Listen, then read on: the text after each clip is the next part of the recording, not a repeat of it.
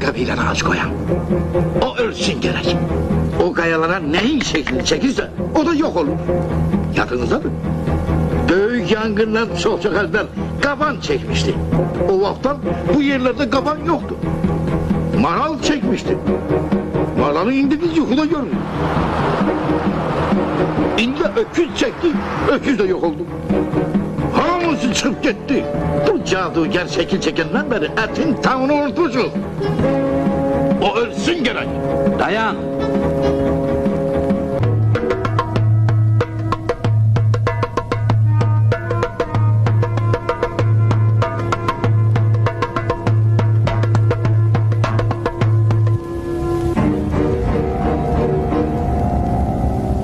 O Ali boş kaydıp komşu kabileden ölmelidir.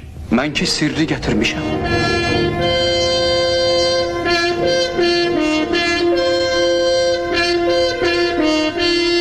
Gerek o taşı getireydi. Ölüm. Dayan. Toral bizim şərtimizi əməl elədi. Budur qavaldaş.